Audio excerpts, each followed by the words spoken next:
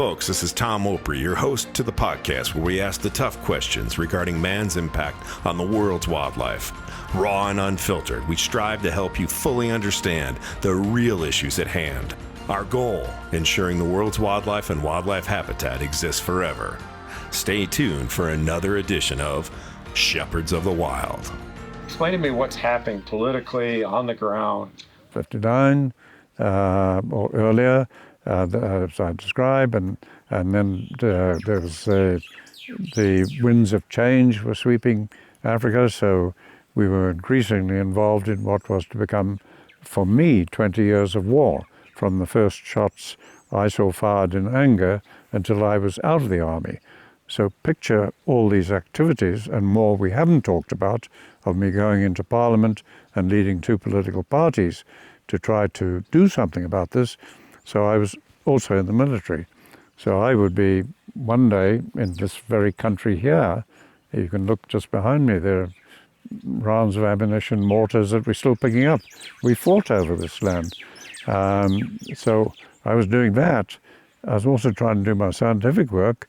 I was also trying to manage my own ranches, my own farms, and I was also in Parliament. So I was doing a lot of things simultaneously. So to unravel it is why I had to write the memoir. But the military years played a big role in solving this problem. Now, let me explain that as clearly as I can.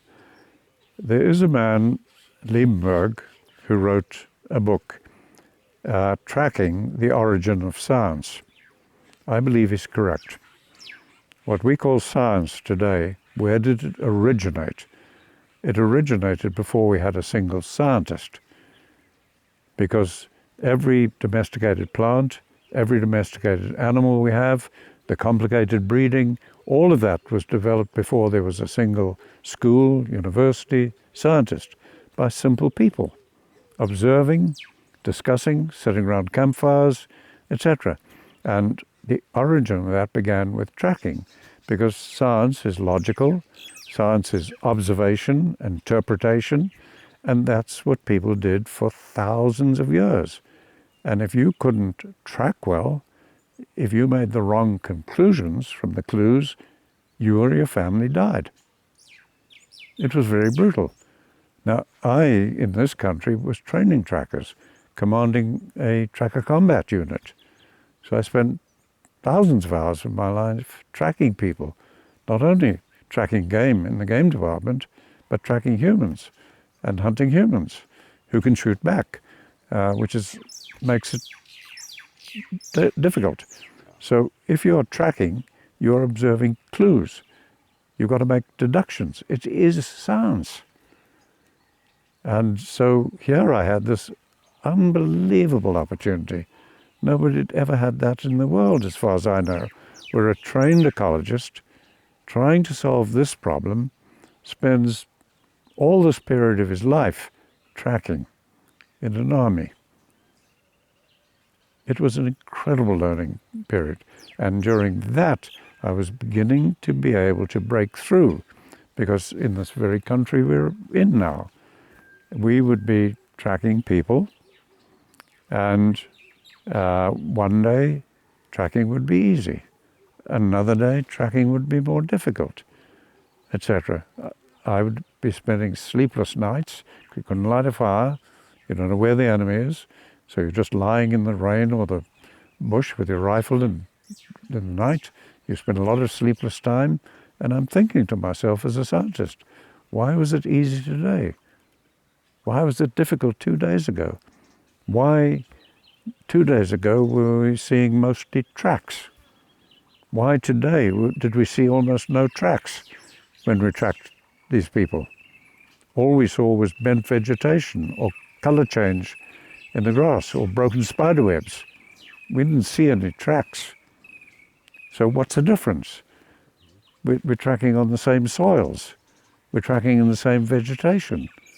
We're tracking under the same rainfall. Why these big differences? So if you as a scientist are doing that in the day and thinking at night, you begin to put two and two together.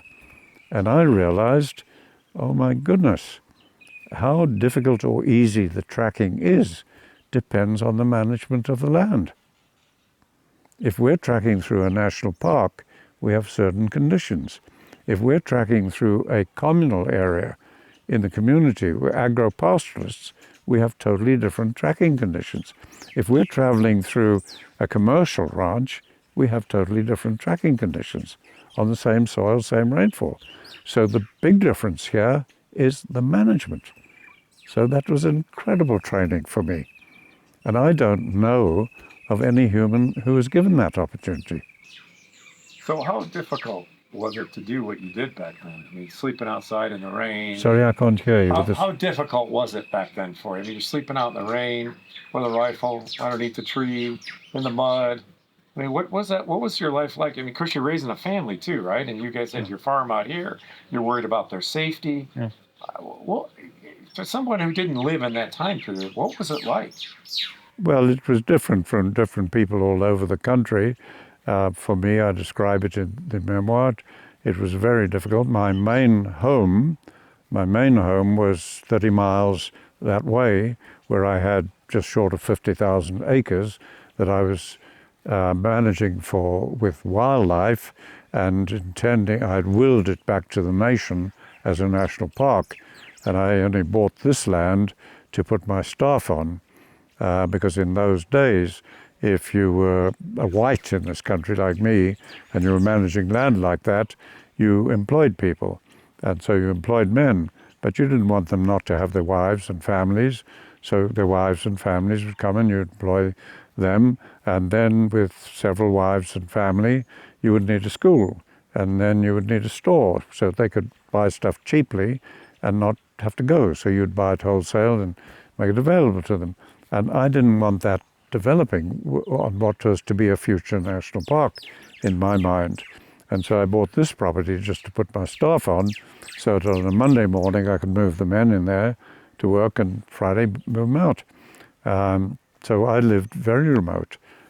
I probably was the most remote white on land in this country, I think.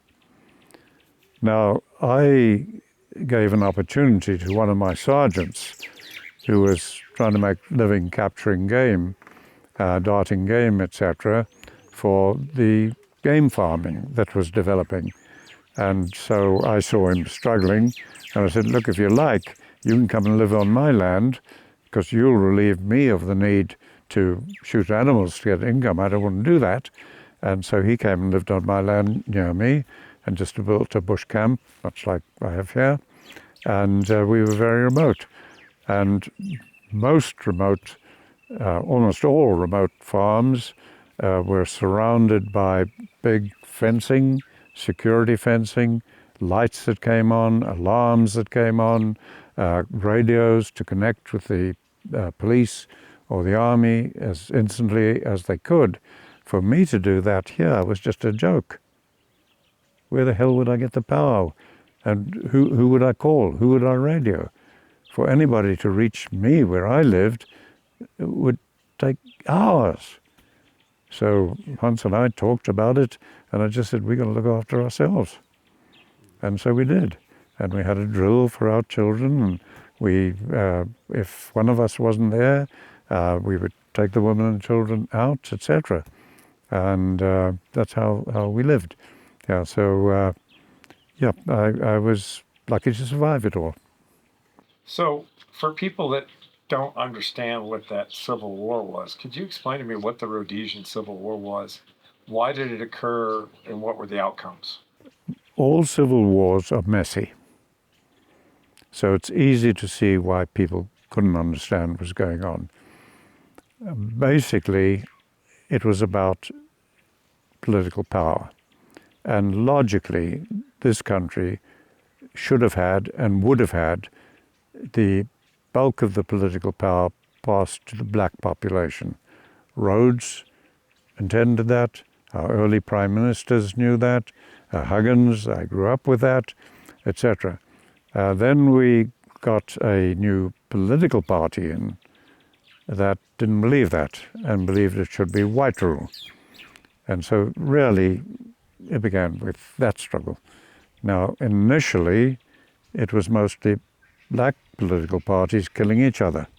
And my role in the army, when not tracking people, which came later in the years, my early role in the army was mostly stopping black political parties killing each other, riot drills, etc., to put down riots and urban disturbances with a minimum killing of people or damage. Go ahead, keep talking. So as that situation matured, gradually you ended up with the black political leaders being put in detention. And after 10 years in detention, they were released. But they left the country because their political parties by now were operating from outside the country because the whites had made it so difficult, virtually impossible, to operate inside the country. And so we ended up with what we had here was two black political parties, one predominantly one tribe, the other predominantly another tribe, operating from outside the country.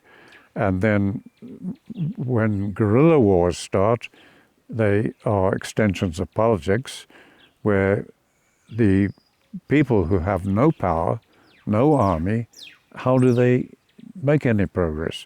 Well, you start a guerrilla warfare. So both political parties started armies. So these two armies were supported by China in one case and Russia and Cuba mostly in the other case. Now, the whites here began to say, they're communist. We're fighting communism. No, we weren't fighting communism at all. It was our own racism. And so into that scene where you had a white political party making it impossible for a black person to have a single vote for or against the government of his country, I could see militarily in every way that was wrong. And so I'd gone into politics. So we had three parties then, essentially, and we had a fourth one, which was a white, or a multiracial party, whites and blacks, and a friend of mine, black, his name slipped me for a moment anyway, and Pat Bashford. And they were just neutralized because they were branded as liberal and therefore communist. It was just childish stuff.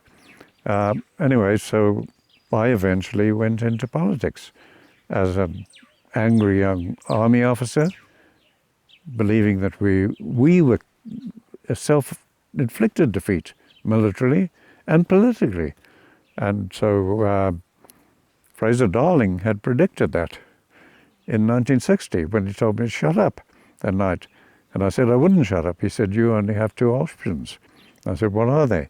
And he said, you'll either do your scientific work and publish papers and build a reputation on your papers and your publications, and you will not worry about what happens to the elephants or the lions or anything else. You will have made your status. He said, or you will go into politics. I said, I will never do either. And when I met with Fraser Darling when he was knighted in Scotland, when I was hawking up there, I reminded him, I said, FD, you're right. I'm now the leader of the opposition in Parliament.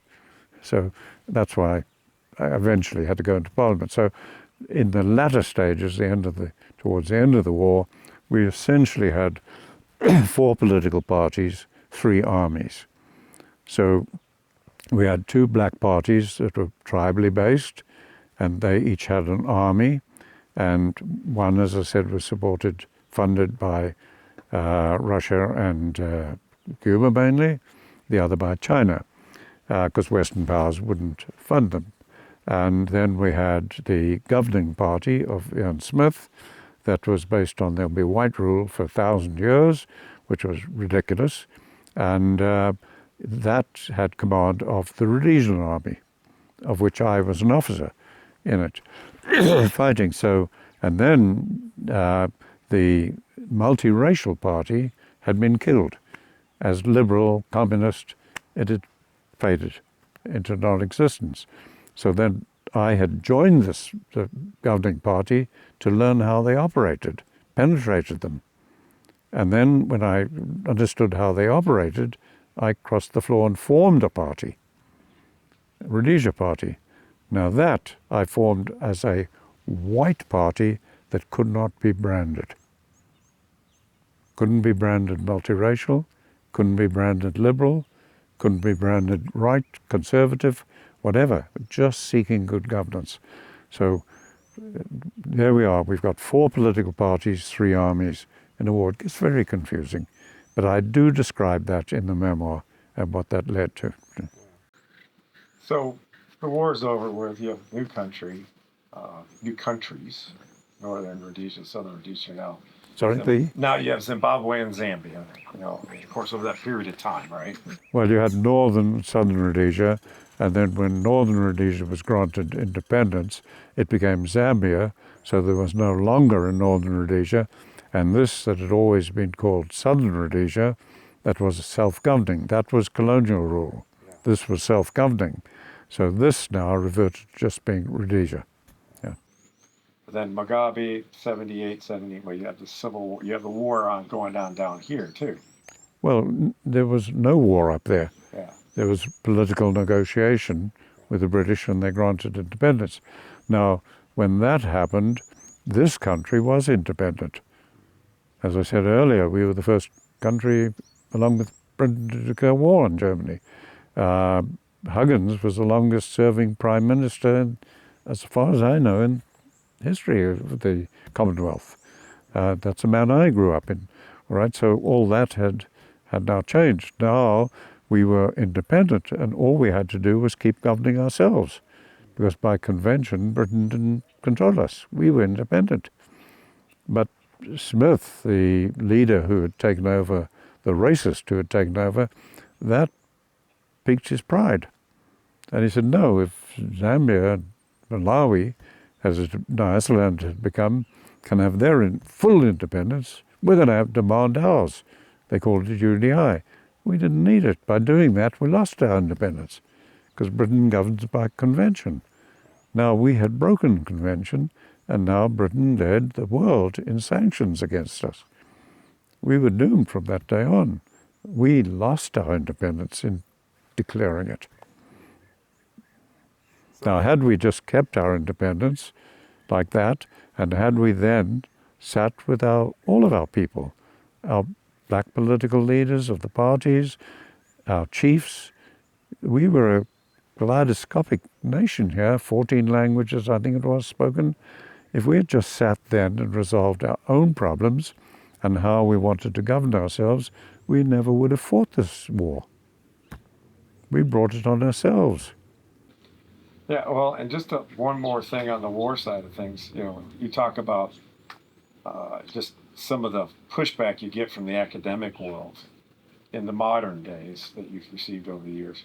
One of the things that people bring up is your association with the war and the training that you helped with this unit that was, a Bush, I don't know, was it special operations?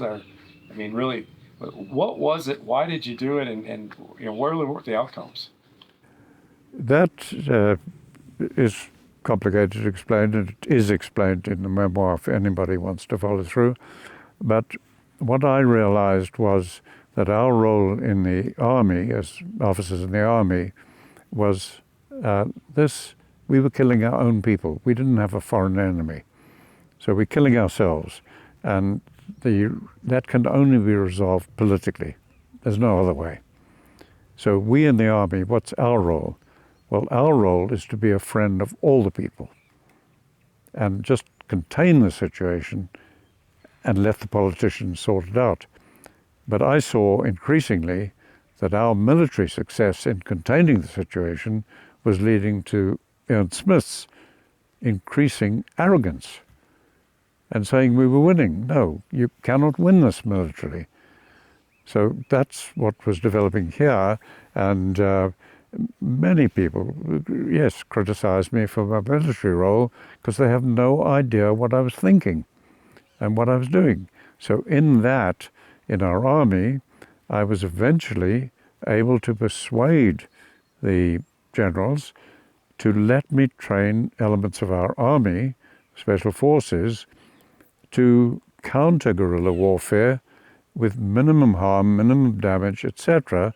And I trained what were known as GATU, Guerrilla Anti-Terrorist Units. They were totally secret.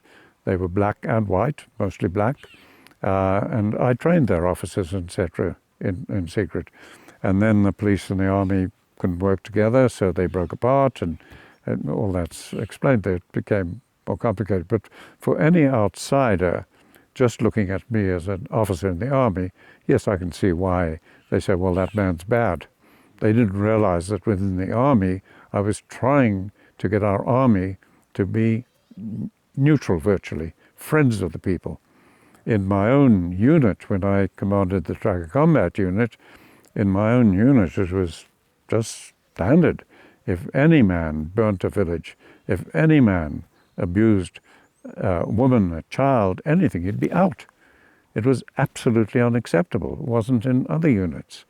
And I mentioned in the memoir one occasion where I was in charge of SAS detachment in Mozambique and had captured an enemy camp, and we were going to vacate it. I'd occupied it for a while.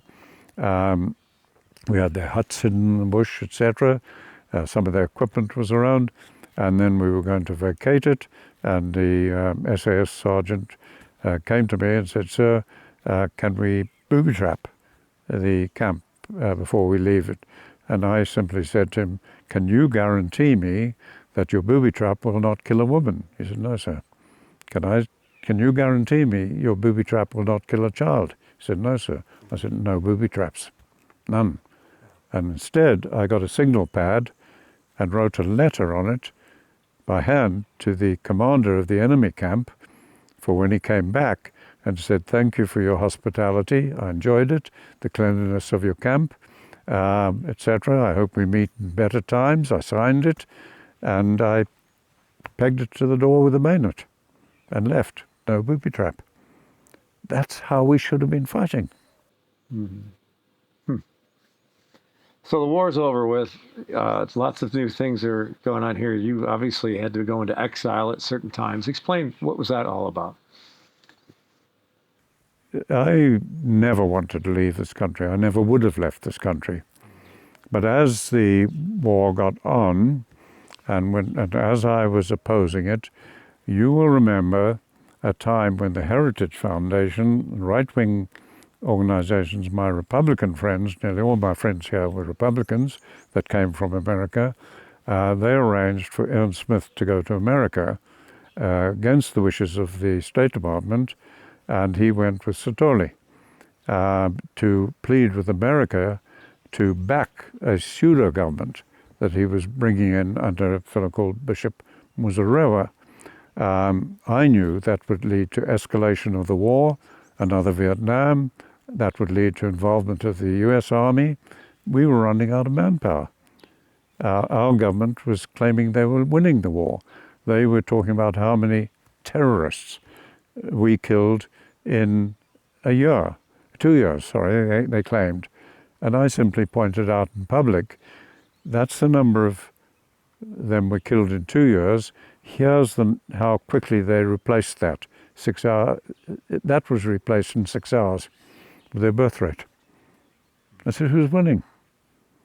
So anyway, in that environment, when Smith went to, with Satory, went to America, I made damn sure I was on the same plane.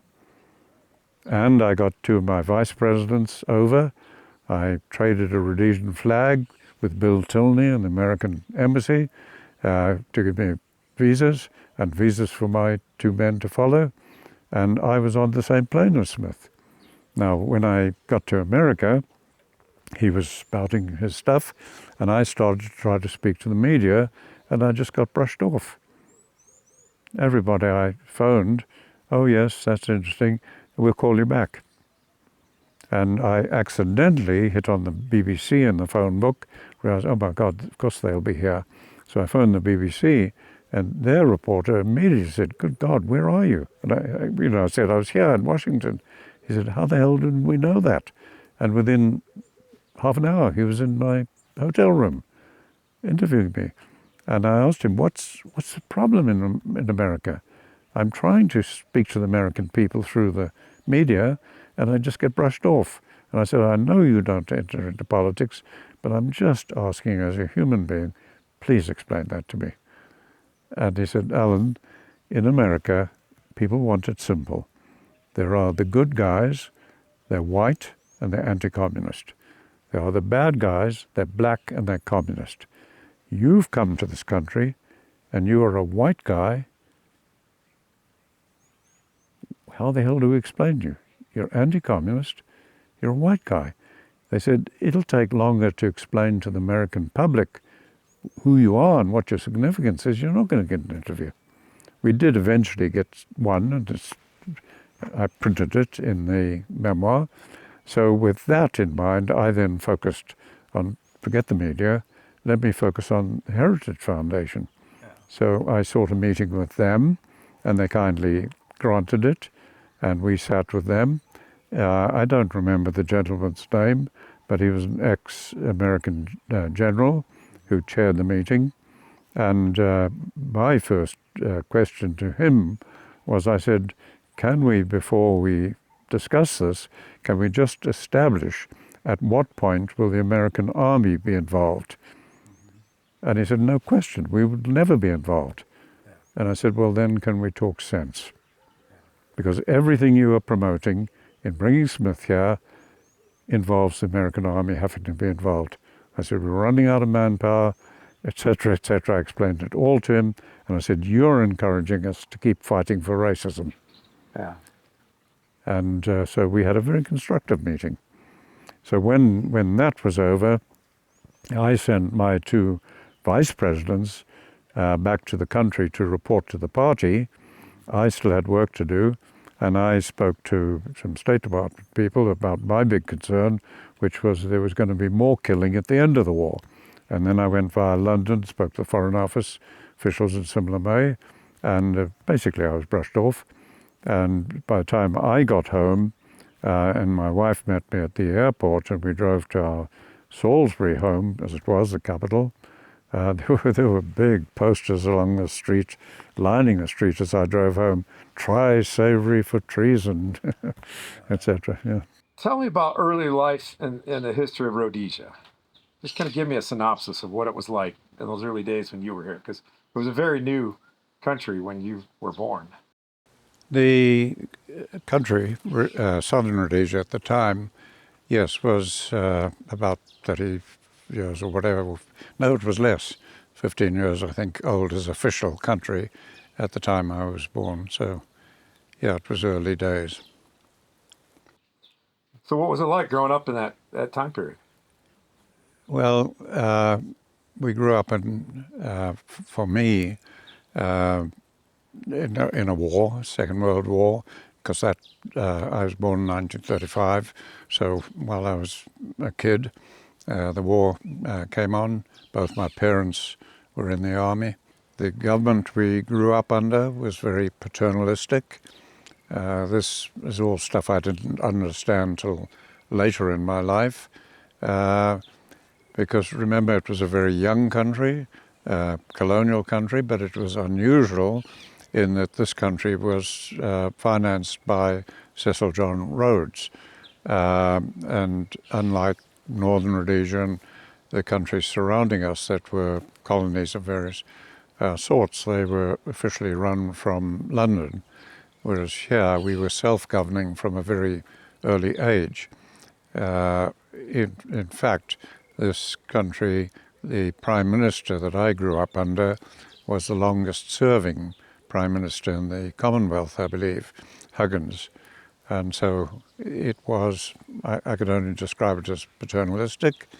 We were very independent. We saw ourselves not as Europeans so much as Africans. But I was a white African.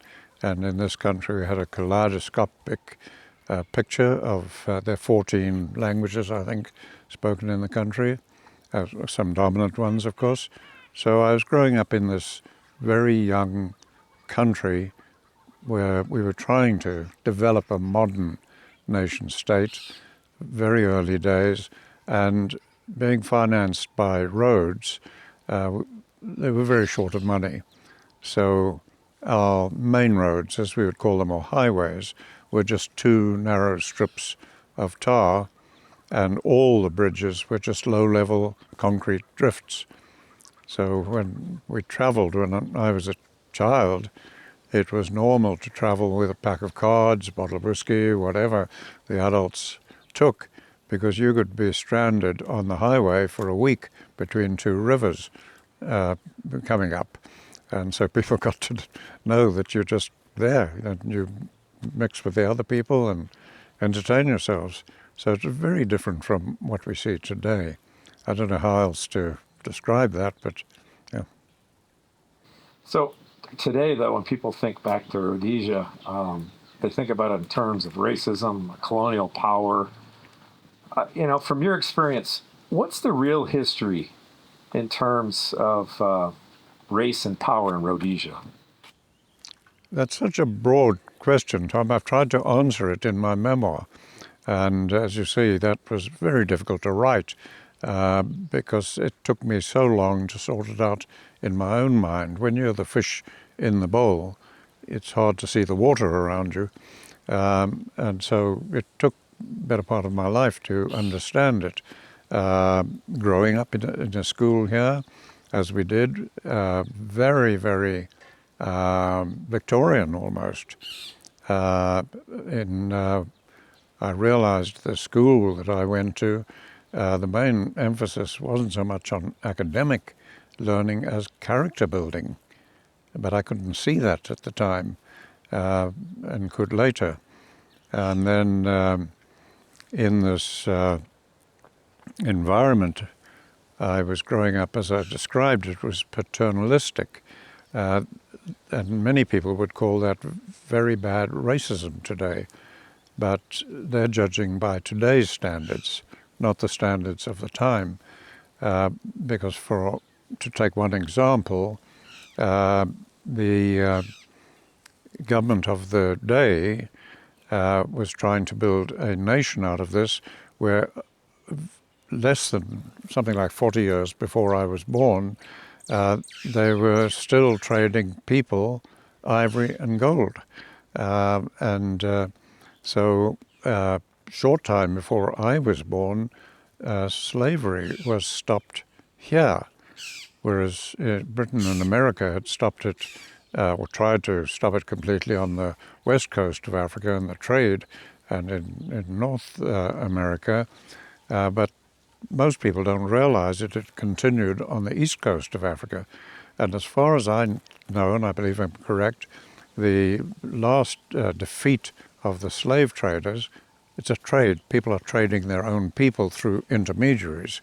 That occurred here shortly before my birth, when the power of the most powerful chief was broken and thousands of slaves were released. And it occurred in the northern part of the country, part of the territory I worked in, northern Rhodesia, when Sir Harry Johnston, using Indian troops, broke the power of the Yao chiefs who were trading slaves. So most people don't realize that. And even us here didn't realize the significance of it. So it's understandable that when you're trying to develop a modern nation state out of that, the few people who are governing it are going to be paternalistic. And so essentially that's what I grew up with, but not the racism and the abuse of racism that only came later in my life here. So you mentioned Cecil Rhodes. What was Cecil Rhodes's vision for Rhodesia, or maybe what was his dream that he thought Rhodesia could become? Well, his dream was Cape to Cairo, that the Union Jack would fly, etc., and into the Rhodesias. It was as far as he got here. And I do remember mentioned in the memoir, in the Cape Parliament, when he was Prime Minister there, he talked about what his dream was here of really government by educated people. as fast as we could, and he defines that. So that's what he was trying to do. And today he's vilified, but people forget the Rhodes scholarships, where he spent his money on these scholarships that are enjoyed by people around the world now. That's where the bulk of his money left. And people don't realize here that he actually had the courage to go and meet with his enemy unarmed to end the one Matabele War here. That's a man of extreme courage, and he was trying to end the bloodshed and killing. And I know few leaders today who would go unarmed to meet with the enemy. People forget there was a good side to what he was doing. You know, in 1894, though, he had that famous speech where you quoted in your book, Yeah. where he talked about what his dream was for all the people in education. Yeah. But tell me, all the people, what does that mean? Well, all the people by the time we're talking about, which was, he was dead by the time I was born, but all the people here involved, as I said earlier, 14 languages being spoken. So that's a kaleidoscope of many tribes. And then you had the whites who had come into the country, and then you had Indians, and you had people of crossbreeds. You had people of crossbreeds breeding across the tribes, and you had people breeding across the lot. So I can only describe it as a kaleidoscope of people, of tribes and races that you're trying to build a modern nation state out of. That's good. Kind of what I was looking for there was it was across all of these, not only ethnic ties or tribal ties, but also color, skin color. Yes, well, I didn't mention color because, obviously when you're mentioning Indians, Europeans, African tribes, so it was implied, but you could ask the question again if you wanted to. Well, our audience isn't going to pick up on that, though. Our audience typically doesn't pick up on those things. So, do you want to ask it again? Well, I mean, just what was his dream for all the people, and who were all the people? Well, his dream was that there'd be government by responsible people, educated people, and he defined his view of what that was. And it's what we should have today, but we don't have. Today we have government dominated by one tribe, one black tribe, in this kaleidoscopic nature.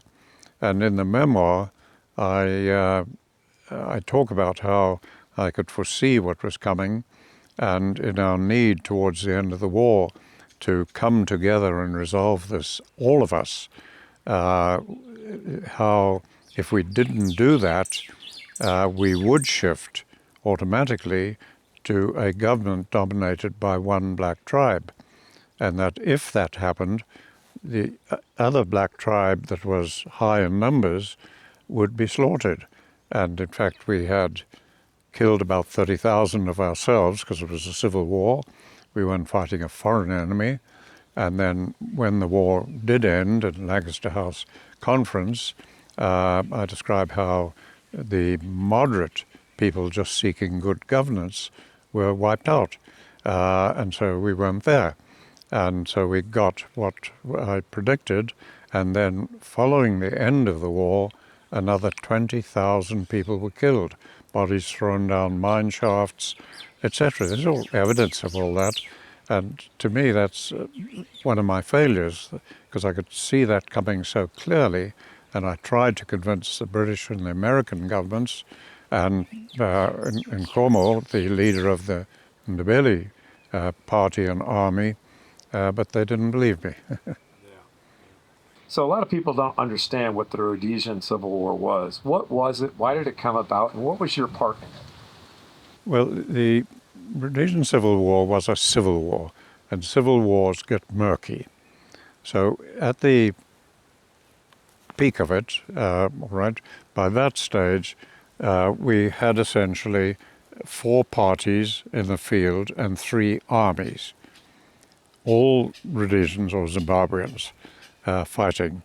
And the one political party that commanded the Rhodesian army was led by Ian Smith, who was a racist, without question, and he was fighting for whites to rule the country for 1,000 years, as he said. But he commanded the Rhodesian army as the prime minister.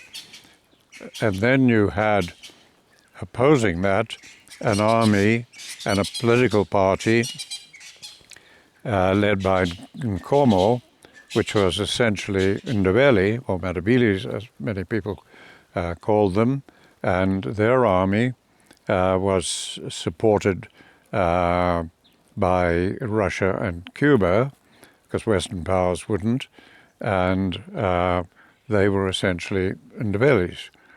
And they were fighting for power and governance. And then you had another party led by Mugabe, who did finally become prime minister and then president, and his was essentially a Shona party, which was the dominant tribe, and a Shona army, and they were supported by the Chinese, again, because Western powers wouldn't support them.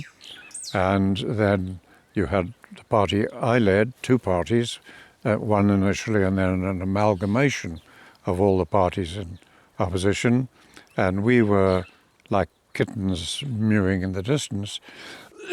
We represented about a third of the whites and many blacks who supported us, but I asked them to keep out of it because we had such a racist constitution that if they openly joined us, we would easily be branded communist and liberal, which we weren't. I'm not and never have been. So that's the situation we had. But by the time it went to a conference at Lancaster House, as I describe in the memoir, we were wiped out. So you only had at the final settlement not what was required. You had three parties fighting for power virtually for all time, if they won. And you had nobody there pleading for us to develop a constitution in the interests of all of us. And today we're living with the result. Thanks for listening. You can find this podcast wherever great podcasts live, including on the Shepherds of Wildlife Society website at shepherdsofwildlife.org. Please tell a friend, and let's save wildlife together.